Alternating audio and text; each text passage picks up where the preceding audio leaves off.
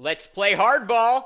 If you are gonna pardon Hunter Biden, you might as well pardon everyone on Trump's enemies list. Welcome to the No Spin Zone. Grass Grievances starts right now.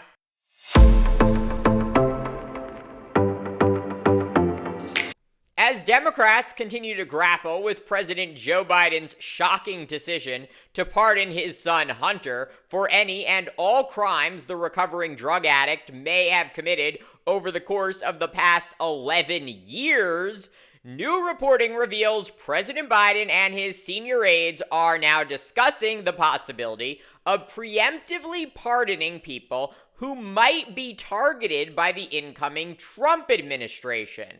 The president-elect has repeatedly vowed to extract retribution on his political enemies. You know, I talk about the enemy from within, and they're the greatest con people in the world. Oh, they talk about how dare, that's a threat to democracy. They're the threat to democracy. I know many of them. It's just this amorphous group of people. But they're smart and they're vicious. And we have to defeat them. And when I say the enemy from within, the other side goes crazy, becomes a sound. Oh, how can he say? No, they've done very bad things to this country. They are indeed the enemy from within. But this is who we're fighting. Because they are the most dishonest people on earth, other than guys like Adam Schiff and, Shifty Pencil Neck. Pencil Neck! He's a marvel. No, he's a structural marvel. He has a neck. And his head is like a watermelon, and his neck. And how that neck can hold up that big, oversized, ugly head is hard to believe. No, it's true. It's true. Big head. It's like your finger on a basketball. Some of these guys, they spin it. No, he's a terrible guy. Think of it. These are not stupid people. I call them watermelon head. He's got the thinnest neck I've ever seen, how it holds up that head. He's got a neck that's about a size 6. Very unattractive guy, both inside and outside. And people say, oh, that's such a terrible thing to say. It's okay. Very unattractive guy. Here's the thing.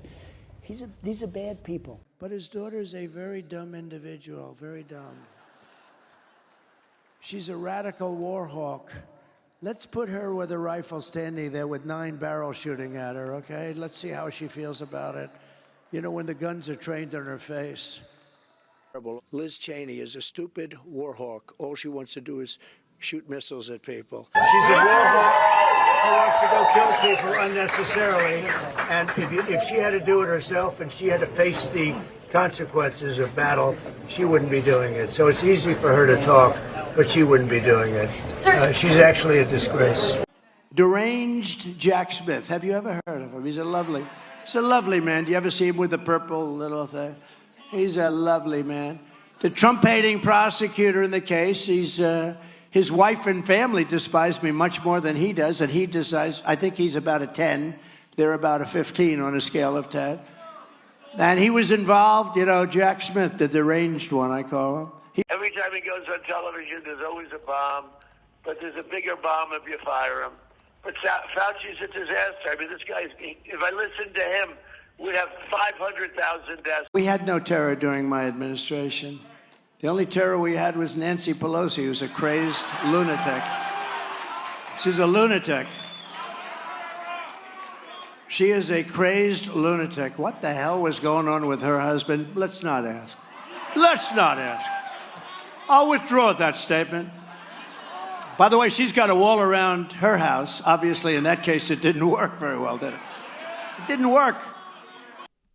And that was just a small sampling of the public servants Trump has railed against for simply doing their jobs, including Democratic Senator-elect Adam Schiff of California, who led the impeachment inquiry into Trump, former Republican Congresswoman Liz Cheney of Wyoming, who was vice chair of the House Select Committee investigating the Trump-inspired January 6th attack on the U.S. Capitol, former director of the National Institute of Allergy and Infectious Disease, Dr. Anthony Fauci, who guided America through the COVID-19 pandemic under Trump's watch, and special counsel Jack Smith, who pursued 2 federal prosecutions of Trump for trying to overturn the results of the 2020 election and stealing classified documents.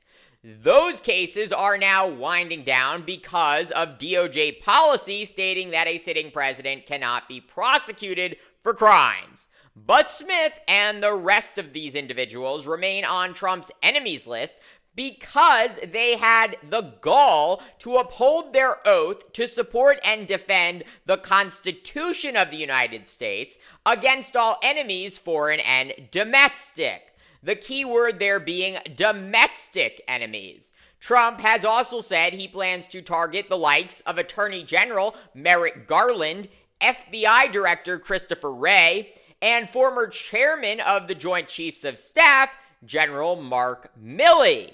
Trump also suggesting he will go after his former Democratic opponent, Hillary Clinton.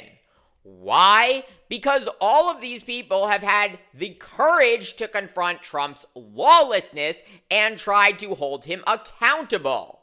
And while some might dismiss Trump's attacks on these individuals and the imaginary deep state as just bluster and campaign rhetoric, why should President Biden risk that if he has the power, in fact, to protect them from malicious prosecution? And admittedly, I am very uncomfortable with all of this. The pardon power given to the president in Article 2, Section 2 of the U.S. Constitution is intended as a tool for justice and mercy and to further the public welfare. People who have not committed crimes should not need a pardon. There is zero evidence anyone on Trump's enemies list has ever committed a crime.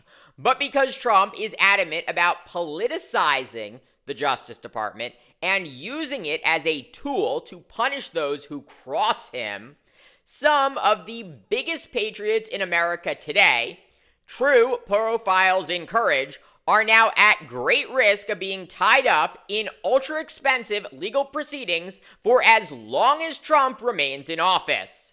And that is what President Biden can stop immediately by granting blanket pardons to those Trump has promised to attack.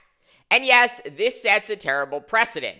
But with the re-election of Donald Trump, a 34-time convicted felon who was impeached twice, once for trying to overthrow the government, I think Democrats need to be much more aggressive at using the law and the Constitution to protect American democracy and the people who go out of their way to do the right thing, even in the face of an unhinged, aspiring dictator.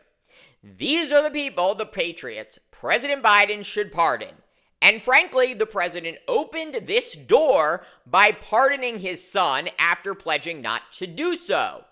I remain very much against that decision, but if Biden truly believes his son, who clearly committed a series of crimes, was, quote, selectively and unfairly prosecuted, there is no question that the prosecution of anyone on Trump's enemies list would be retaliatory and wrong. Thank you for watching Graf's Grievances. Let me know what you think. Please like, subscribe. It really helps me grow this channel. And join me in the next one for more.